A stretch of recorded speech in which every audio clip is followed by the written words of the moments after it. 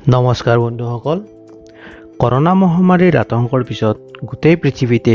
সাইন্টিষ্টসকলে ইয়াৰ vaccine আৱিষ্কাৰৰ বাবে অহৰহ চেষ্টা কৰি আছে তাৰ মাজতে কেনেকৈ অধিক মানুহক কৰোনা ভাইৰাছৰ পৰা বচাব পাৰি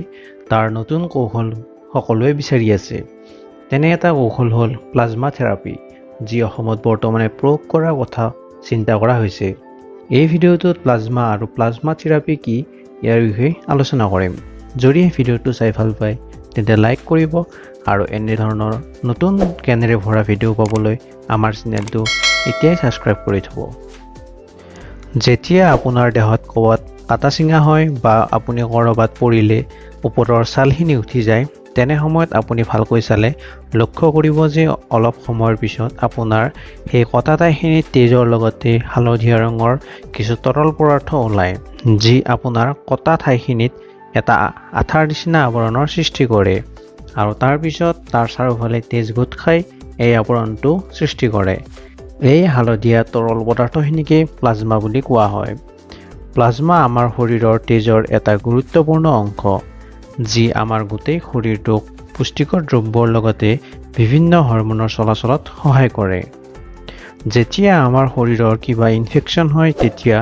ইনফেকচন সৃষ্টি কৰা ভাইৰাছ বা ব্যাক্টেৰিয়াৰ বিৰুদ্ধে আমাৰ শৰীৰত এন্টিবডিৰ সৃষ্টি হয় যিয়ে ইনফেকচন সৃষ্টি কৰা ভাইৰাছ বা ব্যাক্টেৰিয়াটোক ধ্বংস কৰে আৰু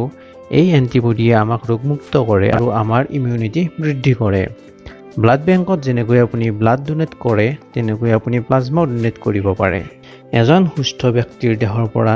আধা লিটাৰৰ পৰা প্ৰায় 1 লিটাৰ পৰ্যন্ত প্লাজমা ল'ব পাৰি এতিয়া আহোঁ প্লাজমা থেৰাপি কি কৰোনা ভাইৰাছৰ দ্বাৰা সংক্ৰমিত হৈ যিসকল ব্যক্তি সুস্থ হৈ উঠিছে সেইসকলৰ দেহৰ প্লাজমাত কৰোনা ভাইৰাছৰ বিৰুদ্ধে এন্টিবডিৰ সৃষ্টি হয় আৰু সেই এন্টিবডিয়ে কৰোনাৰ ভাইৰাছটো ধ্বংস কৰি মানুহজনক আৰোগ্য কৰি তোলে তেনেধৰণৰ এজন ব্যক্তিয়ে তেওঁৰ দেহৰ প্লাজমা ডোনেট কৰিব পাৰে সুস্থ হৈ উঠা ব্যক্তিসকলৰ দেহৰ প্লাজমাত কৰোনা ভাইৰাছৰ এন্টিবডি আগৰে পৰা থাকে আৰু এতিয়া এই প্লাজমা নতুনকৈ কৰোনাৰ দ্বাৰা আক্ৰান্ত লোক এজনৰ দেহত ভৰাই দিয়া হয় ভৰাই দিয়াৰ পিছত নতুনকৈ আক্ৰান্ত লোকজনৰ দেহত এই প্লাজমাখিনিত থকা এন্টিবডিটোৱে কৰোনাৰ ভাইৰাছৰ বিৰুদ্ধে যুঁজ কৰে আৰু শেষত কৰোনাৰ ভাইৰাছটো ধ্বংস কৰে এনেদৰে সেই ব্যক্তিজনে সুস্থ হৈ উঠে এই প্ৰক্ৰিয়াটোকে প্লাজমা থেৰাপি বুলি কোৱা হয় এজন মানুহৰ দেহৰ প্লাজমাৰে দুজনৰ পৰা মেক্সিমাম 5 জন মানুহক সুস্থ কৰি তুলিব পাৰি এজন ব্যক্তিক সুস্থ কৰোঁতে 200 পৰা 250 মিলিগ্ৰাম প্লাজমাৰ প্ৰয়োজন হয় এনেকৈ প্লাজমা থেৰাপিৰে কৰোনা ভাইৰাছৰ দ্বাৰা আক্ৰান্ত লোকক 6 পৰা 7 দিনৰ ভিতৰতে সুস্থ কৰিব পাৰি যদিহে আপুনি কৰোনা ভাইৰাছৰ দ্বাৰা আক্ৰান্ত হৈ উঠাৰ 2 দিনতকৈ বেছি হোৱা নাই তেন্তে আপুনিও আপোনাৰ প্লাজমা ডোনেট কৰিব পাৰে কিন্তু ইয়াৰ বাবে আপুনি সুস্থ হ'ব লাগিব আৰু আপোনাৰ কোনো ধৰণৰ জটিল ৰোগ থাকিব নালাগিব শাৰীৰিকভাৱে সুস্থ নহ'লে আপুনি প্লাজমা ডোনেট কৰিব নোৱাৰে কাৰণ ইয়াৰ পিছত আপোনাৰ শাৰীৰিক অৱস্থা আৰু অধিক বেয়া হ'ব পাৰে যদিহে আপুনি সুস্থ আৰু আপোনাৰ কোনো ধৰণৰ দুৰাৰোগ্য ৰোগ নাই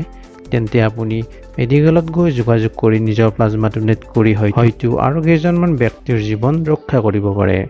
ভিডিঅ'টো শেষলৈ চোৱাৰ বাবে ধন্যবাদ যদি এই ভিডিঅ'টো চাই ভাল পালে তেন্তে লাইক কৰিব